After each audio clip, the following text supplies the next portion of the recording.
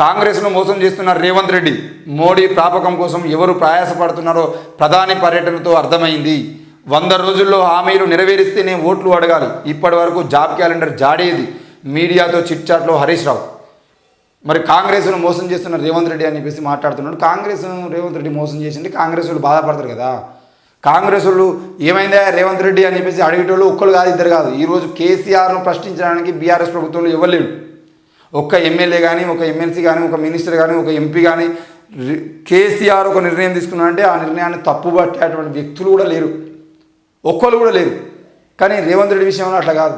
పుసుకున్న కాంగ్రెస్ ప్రభుత్వానికి మాట జారేటువంటి ప్రయత్నం ఏమైనా చేసినా, కాంగ్రెస్ ప్రభుత్వానికి నష్టం చేకూరేటువంటి ప్రయత్నం ఏమైనా చేసినా, కాంగ్రెస్ ప్రభుత్వం తరపున ఆయన ఏమైనా తప్పు చేసినా, ఉత్తమ్ కుమార్ రెడ్డి ఉన్నాడు, మళ్ళీ ఏంటిది కోమటిరెడ్డి వెంకటరెడ్డి ఉన్నాడు, లేదంటే జగ్గారెడ్డి ఉన్నాడు, లేదంటే సీతక్క ఉన్నది, ఆయన బట్టి విక్రమార్క ఉన్నాడు. ఆయన కనుక ఏదన్నా చిన్న మిస్టేక్ చేసేది ఉంటే ఆయన ప్రతిపక్షాల గురించి భయపడాడు, అధికార పక్షంలో ఉన్నటువంటి వాళ్ళ నాయకుల గురించి భయపడతాడు. హరీష్ రావు ప్రెస్ మీట్ చెప్పాల్సిన అవసరం లేదు, ప్రెస్ మీట్ పెట్టి మరీ చెప్పాల్సిన అవసరం లేదు. రేవంత్ రెడ్డి అత్యంత జాగ్రత్తగా నోరు జాగ్రత్త పెట్టుకొని, నోరు అదుపులో పెట్టుకొని బీఆర్ఎస్ను బీజేపీని మాత్రమే తిడుతూ అత్యంత జాగ్రత్తగా ఈరోజు ముఖ్యమంత్రిగా బిహేవ్ చేస్తున్నాడు. కూడా దేశంలో ఎవరు అన్నారా అంటే అది రేవంత్ రెడ్డి ఒక్కడే.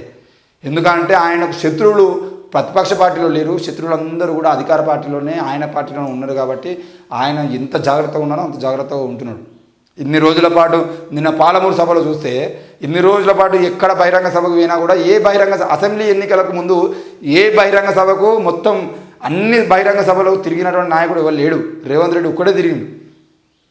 అందరూ వాళ్ళ నియోజకవర్గాల్లో తిరుగురు, లేదంటే 1-2 నియోజకవర్గాల్లో పాల్గొన్నారు, ఎలక్షన్స్ ముందు పాల్గొన్నారు కావచ్చు. కానీ ఎలక్షన్ సమయంలో మాత్రం అందరూ వాళ్ళ నియోజకవర్గాల్లో వాళ్ళ ప్రచారంలో వాళ్ళు ఉన్నారు తప్ప అందరి కోసం ప్రచారం చేయడానికి ఎవరు రాలే.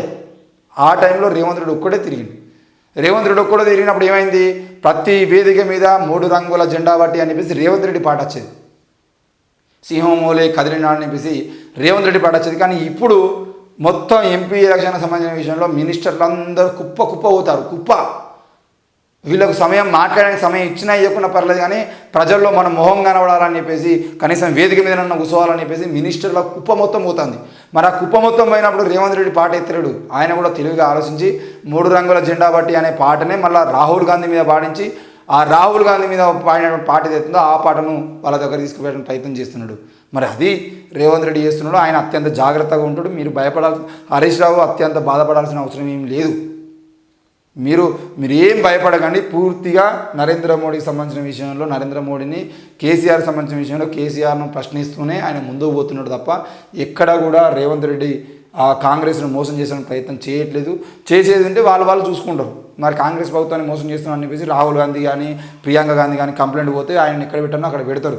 మీరు బాధపడాల్సిన అవసరం లేదు కాంగ్రెస్ గురించి. బీఆర్ఎస్ పార్టీకి మన కేసీఆర్ ఎంత మోసం చేస్తున్నారో దాని గురించి మీరు ఆలోచిస్తే సరిపోతుంది.